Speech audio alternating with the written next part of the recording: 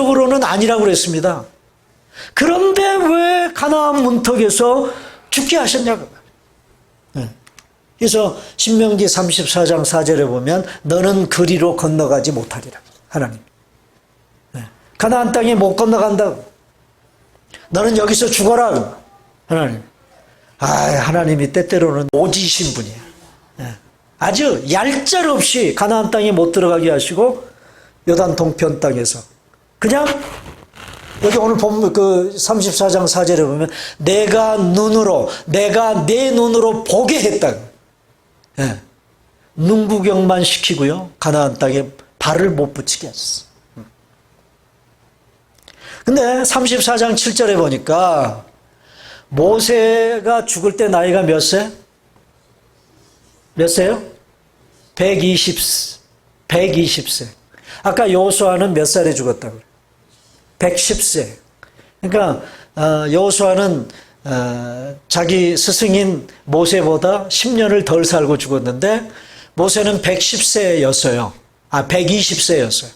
죽을 때가. 그런데 여기 분명히 기록합니다. 뭐라고요? 그의 눈이 흐리지 아니하였고 기력이 쇠하지 않았다.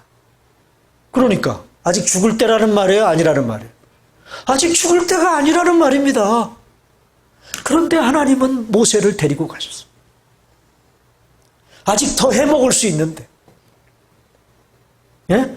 여러분 의문이 안 가세요?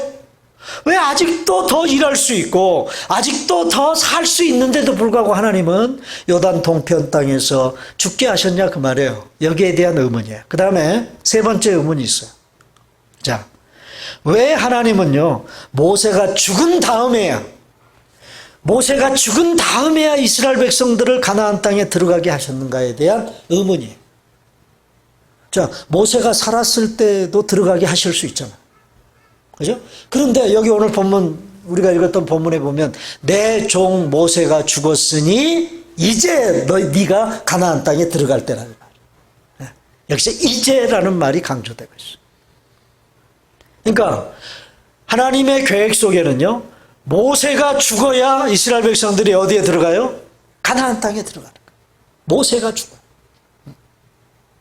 이 부분에 굉장히 중요한 신학적이고 구속사적인 상징적인 의미가 모세가 죽어야만 천국의 가나안 땅에 들어간다. 이스라엘 백성들이 이 부분에 대한 굉장히 신학적인 중요한 의미가 있는 거예요.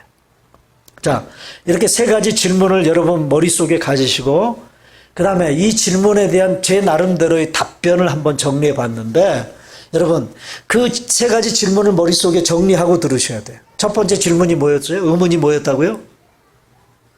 의문이 뭐예요? 에? 참. 왜 모세를 못 들어가게 했냐고 말해요. 왜? 하나님은. 충분히 들어가고도 남을 사람인데 왜 못 들어가게 했냐고 말해요. 그 다음에 두 번째는요?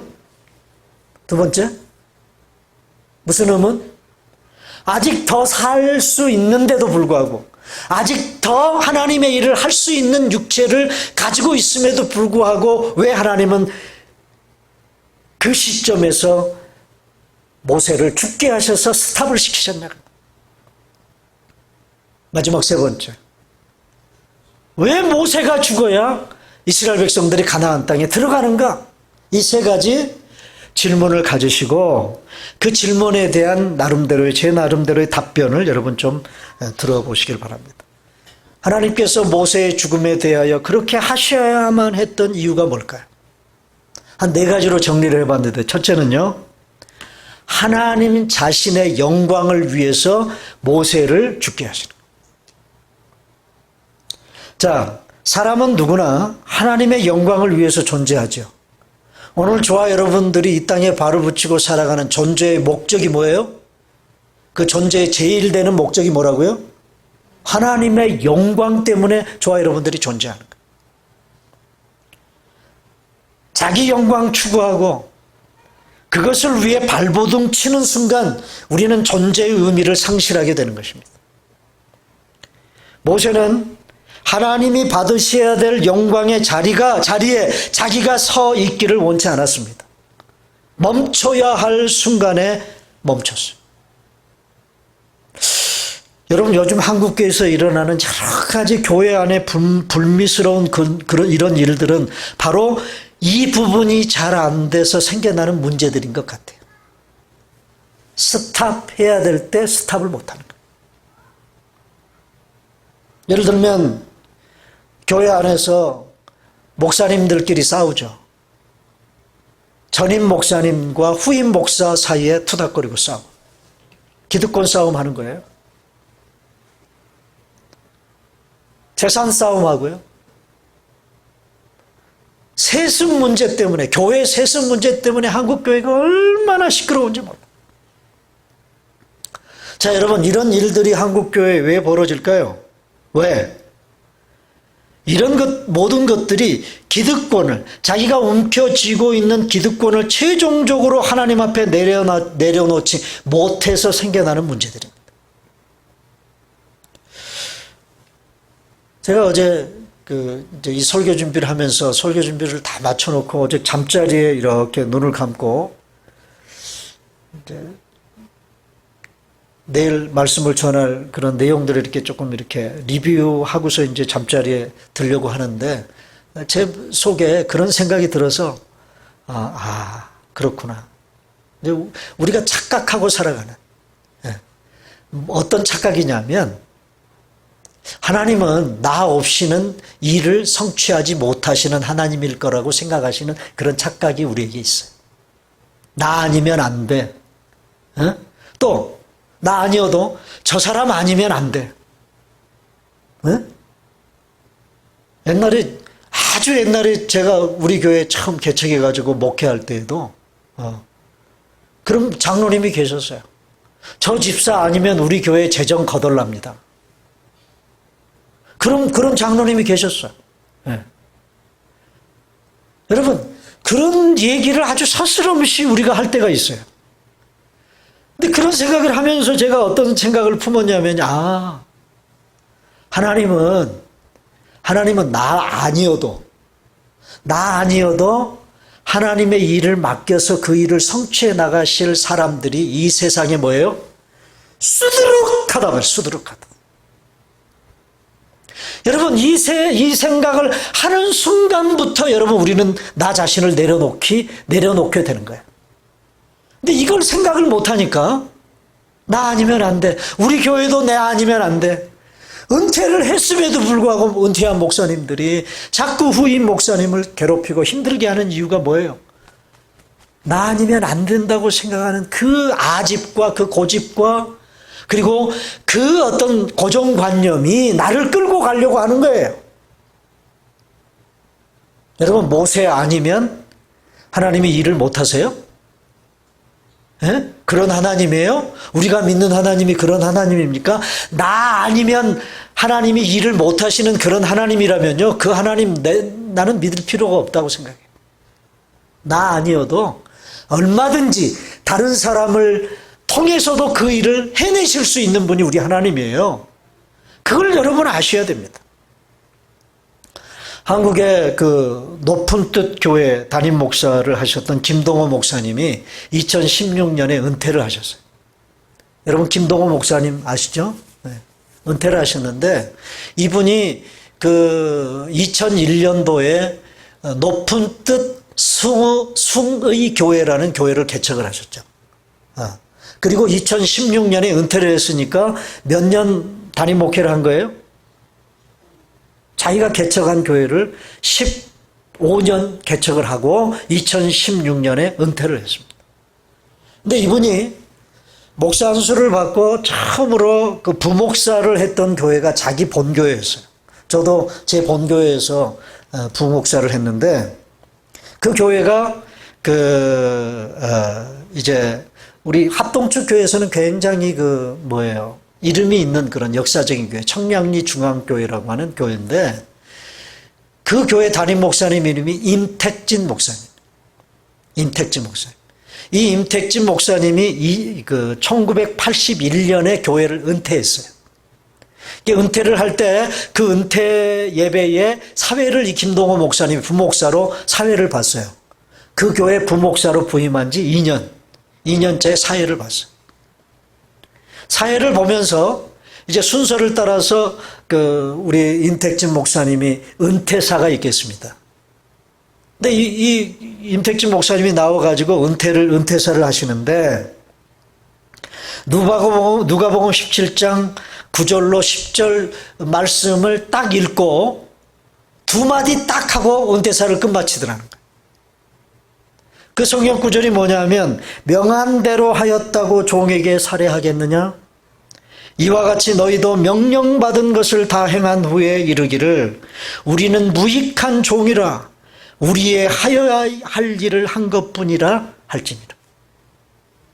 그 성경 구절을 봉독을 하시고 난 후에 딱 두 마디 하셨다는 거예요. 뭐라고? 무익한 종은 이제 물러갑니다. 그동안 감사했습니다. 그리고 은퇴사 끝. 그때 사회를 보던 이 김동호 목사님이 아주 새파랗게 젊은 목사죠. 사회를 보시다가 이 은퇴사를 딱 접하고 충격을 받았다. 야, 평생을 한 교회를 담임하고 이렇게 명예롭게 은퇴를 하시는 그 순간에 어떻게 은퇴사를 저렇게 간략하게 하실 수 있을까? 무익한 종은 물러갑니다. 지금까지 감사했습니다. 그리고 나서 그 은퇴식을 하고 난 후에 이 김동호 목사님의 마음속에 로망을 가졌대요. 어떤 로망? 나도 우리 원로 목사님이 임택진 목사님처럼 은퇴해야 되겠다. 그리고 그분이 하셨던 그 은퇴사를 똑같이 나도 해야지. 그리고 드디어 이제 높은 튼 교회를 은퇴하는 날, 은퇴식도 안 했어요. 이 김동호 목사님. 공식적인 은퇴식도 없이 은퇴하는 날 마지막 설교하는 것으로 대신 하셨죠. 그 설교 내용을 제가 예전에 읽은 적이 있는데요. 이제 설교를 쭉 하고 난 후에 마지막 제가 마음속에 로망을 가졌던 저의 은퇴사를 지금부터 하도록 그렇게 하겠습니다. 그러면서 똑같이 그 임택진 목사님이 봉독하셨던 누가복음 17장 9절 10절을 낭독을 하고 그리고 나서 그 임택진 목사님과 똑같은 은퇴사를 하는데 뒤에다가 한마디만 더 붙이셨어요. 김동호 목사님. 뭐라고 은퇴사를 하셨느냐? 무익한 종은 이제 물러갑니다. 그동안 감사했습니다. 높은 뜻 교회 목사여서 행복했습니다. 그 말 한마디 덧붙이고 끝.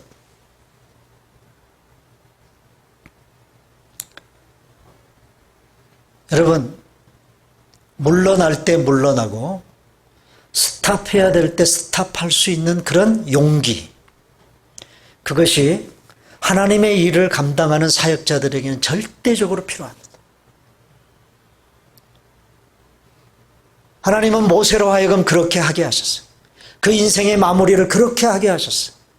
자, 모세를 왜 그렇게 죽게 하셨다고요? 첫 번째 이유가 하나님의 영광을 위해서. 하나님의 영광을 위해서. 여러분, 얼마나 많은 분들이요, 잘 해오다가 마지막 순간에 추태를 부리시는 분들이 많은지 몰라요. 네. 여러분, 여러분의 인생의 마무리가 하나님의 영광을 드러내는 자리가 되실 수 있기를 바랍니다. 그 다음에 두 번째, 모세를 그렇게 죽게 하신 그 이유는 모세 자신을 위해서. 모세 자신을 위해서. 자, 모세가 가나안에 들어가지 못한 이유가 뭐죠? 하나님이 모세를 가나안 땅에 너 못 들어간다고 하셨던 이유가 뭐예요? 그렇게 모질게 하셨던 이유가 뭐였어요? 무리바에서 물이 없어가지고 이스라엘 백성들이 원망을 하고 아우성을 칠 때 모세가 혈기를 부렸어요. 그 원망의 소리를 하나님이 듣고 하나님께서 모세에게 명령하시죠. 뭐라고 명령합니까? 반석에게 명하여 물을 내게 해라. 그래서 이스라엘 백성들로 하여금 마시게 해라. 그렇게 하나님 말씀하셨거든요. 그런데 그 말씀대로 모세가 안 했어요. 화딱지가 나니까 끊임없이 하나님을 원망하고 뭐 먹고 싶다, 물이 없다, 원망을 하니까 화딱지가 나서 모세가 그 하나님의 말씀을 듣고서도 어떻게 행동했어요? 마치 그 하나님이 명하라고 하는 그 반석에다 분풀이를 했어요. 어떻게 해요?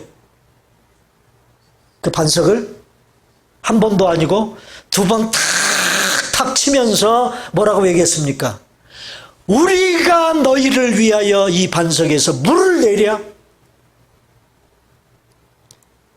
그 순간 모세가 딱 한 번 불순종했는데 세 가지를 잘못했습니다. 첫째는요, 모세는 하나님의 영광을 백성들 앞에서 드러내야 될 사람이에요. 하나님의 거룩하심을 드러내야 될 사람이에요. 그런데 그 순간에 혈기를 부렸어요. 그게 첫 번째 잘못이고요. 두 번째, 하나님 말씀대로 순종하지 않았어요. 어떻게 반석에서 물을 내라? 하나님은 그 반석을 향해서 뭐 하라고? 명령하라고 그러셨어요. 예? 그러니까 모세가 반석을 치지 않아도 하나님 하신 말씀대로 이 반석아 물을 내라. 그러고 말로만 해도 반석에서 뭐가 나와요? 물이 나오게 돼 있었어요. 그런데 어떻게 모세는 자기 감정대로 반석을 쳤다. 반석. 그것도 두 번이나. 또 한 가지 잘못이 뭐냐? 마치 모세가 자기가 물을 내리는 사람인 것처럼 행세를 했어요. 우리가 이 반석에서 물을 내랴? 반석에서 물을 내시는 분은 누구예요? 하나님이 내시는 거지. 자, 무리바에서 불순종했기 때문에 하나님은 모세를 가나안 땅에 들어가게 못하게 하셨지만 늘 그 부분만 생각하면요, 모세 편에서 생각하면 하나님 너무하신다. 에? 뭐 다른 사람은 뭐 좀 잘못해도 봐주기도 하시고 그렇게 하시는 분이 어떻게 저렇게 모세에게만은 저렇게 모질게 구실까? 그런 생각이 드시는 분들이 계실 거예요. 그죠? 자, 그런데 하나님께서는요, 모세의 생애를 마무리 지으시려고 하시면서, 그러니까 우리의 생명이라는 게 내가 더 살고 싶다고 해서 사라지는 게 우리의 인생입니까? 그래요? 내가 어떤 일을 더 하고 싶다고 해서 더 할 수 있는 게 우리의 인생이에요? 그게 내 뜻대로 되는 게 아니죠. 그 얘기는 무슨 얘기입니까? 우리의 이 땅에서 살고 죽는 모든 문제가 하나님의 손에 달려 있는 거죠. 그래서 모세의 생애도 하나님이 마침표를 찍어주셔야 마무리가 되는 거예요. 그래서 하나님께서는 모세의 사역이 마무리되었을 때 그를 이 땅에 두시기보다는 하늘나라에 있게 하시는 것을 원하셨을지도 모른다. 제가 왜 그런 생각을 하느냐 하면, 제가 이제 사역을 하는 그런 사람의 입장에서, 그런 목사의 입장에서 하나님의 하나님이 그렇게 하시려고 하셨다는 것이 공감이 되는 게 뭐냐? 몇 명 안 모이는 사이즈의 덴버 삼성 장로 교회를 지금 이제 내년이면 딱 20주년인데요. 20년 목회하면서도 이 교회의 담임 목사로서의 어깨의 짐이 얼마나 무거운지. 저를 짐 누르는 그런 담임 목사로의 짐이 정말 버거워요. 그리고 20년 동안 담임 목회를 하면서 제가 겪었을 어떤 긴장, 그 사역 속에서의 그런 긴장이 여러분 어땠을까요? 그랬는데 모세는 어떻겠어요? 그 말 안 듣는 이스라엘 백성들을 광야에서 40년 동안 그들을 이끌어 가시려고 할 때 모세가 겪었을 그 어깨에 무거운 짐, 그리고 긴장, 그걸 한순간이라도 놓을 수 있었겠어요? 하나님이 이제 그만, 너 이제 스탑해라. 그럴 때 가서야 그 무거운 짐을 내려올 수 있고 그 긴장 속에서 벗어날 수 있죠. 하나님은 이제 모세에게 그런 시간을 주시기를 원하시는 것이다, 그 말이에요. 모세는 홀로 임종을 맞이해야 되는 것을 몹시 서운해했을지도 모르죠. 홀로 느보산을 올라 비스가산을 오르면서 그 마지막 길을 홀로 걸어야 한다는 외로움과 아쉬움에 뒤를 돌아다 보았을지도 모릅니다. 그러나 모세는 죽음 후에, 자기가 죽고 난 후에 천국에서 다시 눈을 뜬 순간 자신을 향한 하나님의 마음을 알았을 거예요. 왜 하나님이 자신을 그렇게 죽게 하셨는가 라는 사실에 대한 그 하나님의 마음을 천국에 가서 눈을 뜰 때야 알았을 거예요. 저도 그럴 것 같아요. 저도 이제 죽어서 이 세상에서 눈을 감았다가 천국에서 눈을 뜨는 순간 오늘 저와 여러분들이 하나님을 대면할 거 아니에요. 그죠? 네. 모세도 마음속에서 그런 마음 가졌지, 서운한 마음 가졌지 않았겠어요? 아직 내가 팔팔한데 더 해먹을 수 있는데 왜 하나님 그만하라고 하십니까? 그 하나님의 마음을 언제 알아차려요? 언제? 천국에서 눈을 뜨는 순간. 모든 사역과 긴장으로부터 벗어나 하나님 품 안에서 온전히 쉬기를 원하시는 하나님을 천상에서 모세는 대명했기 때문에 그때 가서야 하나님의 마음을 헤아렸을까 그 말이에요. 여러분, 저 여러분들도 마찬가지입니다. 이 땅에서 사는 것보다 하나님의 나라가 더 좋다는 믿음과 소망 가지고 살아야 이 땅에서의 정욕과 탐욕과 욕심을 우리가 내려놓고 살아갈 수 있어요. 여러분 그래요? 이 땅보다 하나님의 나라가 더 좋다라는 믿음과 소망이 여러분이 있어요? 솔직하게 대답하셔야 돼요. 진짜 그래요, 진짜? 여러분, 이 믿음, 이 소망 가지고 사시는 여러분 되시기를 바랍니다. 또 모세를 그렇게 죽게 하신 또 한 가지 이유가 이스라엘 백성들을 위해서 그렇게 하신 거예요. 이스라엘 백성들을 위해서. 자, 모세는 너무나도 위대한 지도자였습니다. 이스라엘 백성들은 그를 향해 어쩌면 하나님처럼 생각했을지도 몰라요. 왜냐? 모세는 하나님과 직접 대면했던 사람. 그래서 이스라엘 백성들이 모세를 보면 하나님의 그 영광의 광채로 얼굴이 빛났어요. 그래서 하나님 대면하고 산을 내려올 때는 얼굴에 뭐를 써야 돼요? 수건을 써야 될 정도로 그렇게 영광스러운 빛으로 얼굴이 빛났던 사람이 모세였다 그 말이에요. 그런 모세를 접했던 이스라엘 백성들이 모세를 어떤 사람으로 대했을 것 같아요? 네? 모세를 어떤 사람으로 대했을 것 같습니까? 하나님처럼 대하지 않았겠어요? 실제로 그가 이스라엘 백성들 앞에서 하나님의 일을 친히 대행했습니다. 하나님이 손에 쥐어주신 지팡이를 들고 하나님과 직접 대면해서 지냈던 사람이었어요. 이런 모세가 가나안에 들어가 가나안 정복의 업적까지 이루었다면 그는 이스라엘 백성들의 신이 되어버렸을 거예요. 가나안 땅에 들어가서 이스라엘 백성들의 신이 되어버렸을지도 몰라.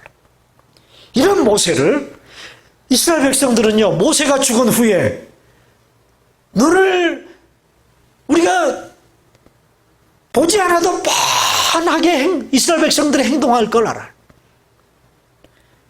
그의 무덤을 화려하게 만들고 하나님보다 모세의 묘비 앞에서 그를 숭배하는 이스라엘 백성들이 생겨나지 않으리라는 보장이 없죠. 우리 하나님은 이스라엘 백성들의 이런 연약함을 아시고 느보산에서 홀로 죽음을 맞이하게 하시는 거예요. 이스라엘 백성들이 모세는 죽었는데 모세의 죽음을 찾을 수 있어요, 없어요? 찾지 못하게 하셨어요. 이야, 우리 하나님이 얼마나 철저하신 분인지. 모세를 그렇게 쓰시고 난 후에 모세를 죽게 하시는데 모세의 죽음까지도 못 찾게 만들어버렸어요. 결국 하나님의 나라에 온전히 충성했던 모세가 죽은 이후 이스라엘 백성들의 인간 우상이 되도록 내버려 두실 수 없어서 이스라엘 백성들의 신앙과 믿음을 위해 그렇게 하셨다. 이게 세 번째예요. 마지막 정말 중요한 신학적인 이유가 있어요. 부속사적인 그런 이유가 있어요. 그 이유가 뭐냐면, 자, 모세는 하나님으로부터 시내산에서 율법을 직접 받은 사람이에요. 그래서 예수님도 그렇게 모세를 지칭할 때 모세를 가리켜서 율법의 사람이다. 율법의 대표자예요. 그는 율법을 상징하는 사람이에요. 모세의 글. 그게 뭐예요? 예수님이 말씀하셨던 모세의 글이 뭡니까? 율법이에요, 율법. 그래서 모세 그러면 율법을 나타내는 거예요. 그러면 이스라엘 백성들이 40년 동안 살았던 광야는 오늘 우리들에게 뭘 상징합니까? 그것은 오늘 우리들이 살아가는 이 세상의 삶을 상징하는 거예요. 여러분, 우리가 땅에 발을 붙이고 살아가는 이 세상의 삶은 광야의 삶이에요. 천국 가기 전까지 이 세상의 삶은 광야길을 걸어가는 삶이에요. 그리고 이제 요단강을 건너서 가나안 땅에 들어가죠. 그 요단강을 건넌다는 건 뭘 상징하죠? 요단강 건너는 건 뭘 상징합니까? 죽음을 상징해, 죽음을. 며칠 후 요단강 건너가 만나리. 여러분, 그 요단강 건너는 것을 죽음으로 상징하는 거예요. 저와 여러분이 죽는 것을 상징합니다. 그리고 이스라엘 백성들이 요단강 건너서 가서 살게 될 가나안은 뭘 상징해요? 우리가 죽어서 갈 천국을 상징하는 거예요. 천국.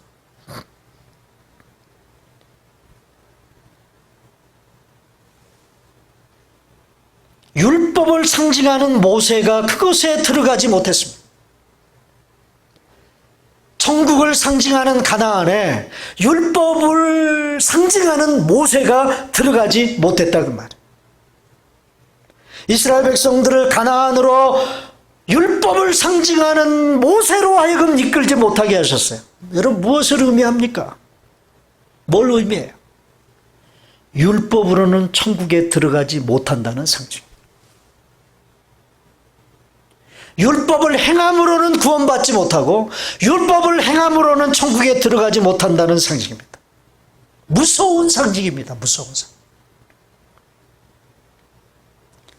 자, 왜 하나님께서 모세를 가나안 코앞에서 스탑시키셨는가를 여러분 좀 감이 잡히세요?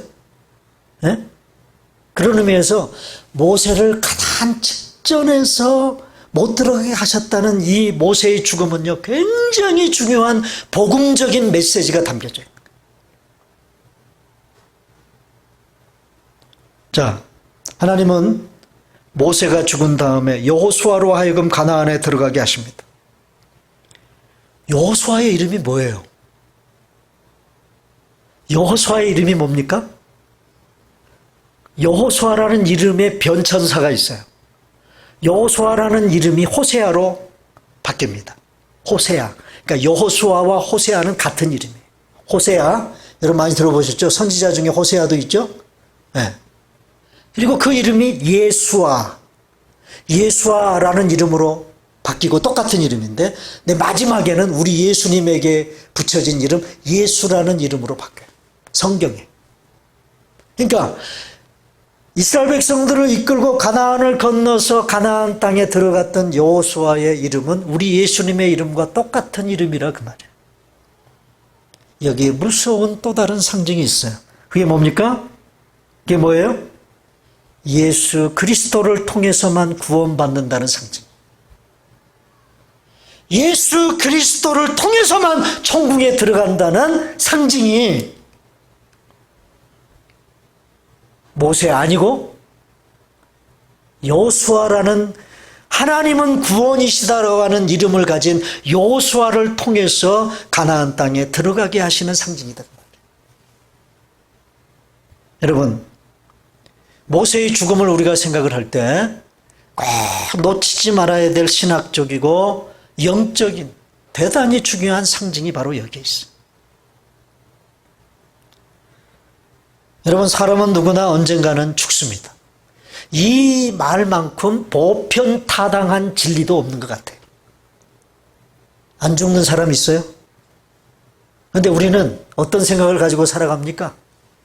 나는 안 죽을 거라, 나에게 죽음이 찾아온다는 생각을 별로 중요하게 여기지 않고 심각하게, 시리어스하게 받아들이지 않고 사시는 분들이 너무나 많아요. 네. 마치 죽음과는 상관없이 살아가는 사람이 나인 것처럼 그렇게 생각하시는 분들이 있어요. 그런데 여러분, 우리 한국의 죽음에 대한 어떤 문화하고 서양 구라파, 기독교 문화를 가지고 있는 서양 사람들이 가지고 있는 죽음의 문화가 참 다르다라는 것을 극명하게 보여주는 게 소위 묘지 문화예요. 묘지 문화. 우리 한국에서는 사람이 죽어서 묘지를 쓸 때 사람들 사는 주변에 묘지를 씁니까, 안 씁니까? 묘지를 안 쓰죠. 저 산속 깊이 묘지를 써요. 네. 산속 깊이. 요즘에는 좀 달라졌죠, 많이. 화장도 하고 납골당 이런 데다 이제 하지만 옛날에는 산속에다 묘지를 썼어요. 근데 제가 미국 와가지고요, 조금 그 충격이었던 부분이, 공동묘지가 동네 한복판에 있더라고요. 공동묘지가? 이게 어떤 기독교 정신을 가지고 살아가는 사람들의 삶의 문화구나 라는 생각을 가졌어요. 여러분, 우리 인생들의 생명과 죽음은요, 삶과 죽음은 맞닿아 있어요. 함께 가는 거예요, 함께. 예? 함께 가는 거예요. 그래서, 이제, 기독교 문화 속에서의 죽음은 그렇게 멀리 떨어져 있는 게 아니야. 우리가 살아가고 있는 삶의 현장 속에 죽음의 현장도 있는 거예요. 그러므로, 여러분, 우리 동네에 공동묘지를 지날 때마다 여러분 무슨 생각하셔야 돼요? 나도 언젠가는 저기에 묻히지. 그런 생각하시고 공동묘지를 지나가셔요. 여러분, 라틴어에 메멘토 모리라는 말이 있습니다. 무슨 뜻일까요? 무슨 뜻? 죽음을 기억하라. 제가 언젠가도 이 용어를 설명하면서 여러분들에게 보여드렸던 그림 한 장이 기억이 나는데, 이 화면을 여러분 기억하세요? 이 화면은 그 쿠어바디스라는 영화에 나오는 한 장면입니다. 그 쿠어바디스에 보면 주인공, 이 로버트 테일러예요. 잘생긴 사람. 네. 누구 남편이었죠? 리즈 테일러의 남편이었다. 이 로버트 테일러가 거기 주인공으로 나오는데 로마 장군으로 나와요. 호민관. 네, 로마의 호민관. 이 호민관, 로마 통치시대의 호민관의 위치는 굉장히 중요한 위치입니다. 로마 황제가 여러 나라들을 정복했잖아요. 그 정복한 나라와 로마 황제 사이를 연결시켜주는 역할을 하는 사람이 호민관이에요. 근데 마커스라고 하는 호민관이 전쟁에 나가서 승리하고 돌아와요. 개선 행진, 로마 시가지를 개선 행진하는 그런 장면입니다. 4마리의 10마리 끄는 마차를 타고 수많은 로마 시민들이 환호하는 그 길을 따라서 로마 시가지 행진을 하는 거예요. 자, 그런데 저 뒤에서 하얀 옷을 걸친 늙은 하얀 머리의 사람이 뭐예요? 저기 잘 나오지 않지만 손에 쥐고 있는 게 황금 월계수예요. 월계관, 황금 월계관. 그것을 그 뒤통수에다 이렇게 대고요. 뭔가 외칩니다. 그 외침이 뭐냐? 메멘토 모리. 메멘토 모리. 메멘토 모리 하면서 외치고 가는 거예요. 자기가 타고 있는, 이 개선 장군이 타고 있는 마차 뒤에. 근데 이 사람은요, 이 마커스 집에 아주 신실한 노예. 종이야, 종. 그래서 종으로 하여금 자기 뒤에 서서 그 영광의 월계관을 자기의 뒤통수에다 대고 외치게 하는 거예요. 모멘토 모리. 무슨 말입니까? 당신도 언젠가는 죽습니다. 죽는다는 것을 기억하십시오. 예? 수없이 많은 사람들이 전쟁에 이겼다고 박수를 치고 환호하고 꽃가루를 뿌리고 뭐 난리를 지기는데 정작 마차 안에서는 이 자기 집 노예가 재 뿌리고 있잖아요. 그죠? 그죠? 자, 여러분, 이런 의식을 왜 할까요? 왜 할까요? 여러분, 쿠아바디스라는 영화를 꼭 한번 보시면서 이 장면을 한번 기억해 보세요. 교만해지지 않고자 하는 거예요. 내가 전쟁에 나가서 승리하고 돌아왔다고 해서 이렇게 로마 시민들이 나를 환호하고 있다고 해서 한순간 자기가 뭔가나 된 것처럼 교만해지지 않기 위해서 현재의 승리에만 도취되지 않고자 하는 것입니다. 이것이 메멘토 모리 정신. 한국의 그 이어령 박사, 문화부 장관, 초대 문화부 장관까지 했던 그 이어령 박사가 정말 천재죠, 천재. 예, 가장 대표하는, 지금은 80이 넘어서 지금 암 투병을 하고 있는데요. 이 양반이 지성에서 영성이라는 책을 썼는데 그 책에서 이 얘기를, 메멘토 모리 얘기를 합니다. 자기도 어느 한순간까지는 자기에게 죽음이라는 문제가 현실적으로 이렇게 부딪혀 올 줄은 몰랐다는 거예요. 네. 근데 그 죽음이라는 문제에 직면했을 때가 언제냐? 자기 딸이 누구냐면 그 김한길이라는 한국의 누구예요? 지금 그 민주당의 전신이었던 정당의 총재까지 했던, 대표까지 했던 사람이 김한길. 그 무슨 책을 썼죠? 이 양반이? 굉장히 그 베스트셀러를 썼던 분이죠. 소설가. 인간시장인가 하는 그런 소설을 썼던 분이 김한길 씨. 누군지 몰라요? 그러면 하나 더. 배우 최명길 남편이에요. 근데 이 김한길 씨가 바로 이어령 박사 딸의 남편이었어요. 근데 이혼을 했죠. 이혼을 하고 미국에서 애들 데리고 변호사로 그렇게 생활을 하다가 암이 걸려서 딸이 죽었어요. 목사, 나중에는 죽기 직전에 온누리교회에서 목사 안수를 받고요. 그렇게 사역을 하다가 죽었습니다. 그 딸이 죽어가는 모습을 보면서, 그래서 딸이 죽기 직전에 딸의 권유를 받아가지고 하용조 목사한테 이어령 박사가 세례를 받았어요. 그래서 그때 가서야 철저하게 지성에 물들였던 사람이 영적인 세계에 눈을 뜨기 시작하는 거예요. 죽음이라는 것이 결코 멀리 있는 게 아니구나. 에? 그러면서 이 메멘토 모리 정신을 가지고 자기가 이제는 살아야 되겠다고 하는 그런 생각을 갖게 되죠. 여러분, 메멘토 모리 정신을 가지고 사는 크리스찬은 자신의 죽음에 대해서 이런 질문을 가질 것이라고 생각합니다. 첫째는 어떤 질문이냐? 나는 무엇이 되어 죽을 것인가? 내가 한평생 무엇이 되어 죽을 것인가? 다시 말하면 to be에 대한 질문을 반드시 하게 돼 있어요. 모세는 어떤 사람이 되어서 죽었습니까? 신명기 34장 10절에서는 모세를 이렇게 얘기를 해요. 다 같이 시작. 그 후에는 이스라엘의 모세와 같은 선지자가 일어나지 못하였나니 모세는 하나님께서 대면하여 아시던 자요. face to face. 하나님의 얼굴과 모세의 얼굴이 서로 대면하여 알던 자가 모세였다. 여러분, 모세는 어떤 사람입니까? 하나님과의 관계를 철저히 하고 살았던 사람이 모세였습니다.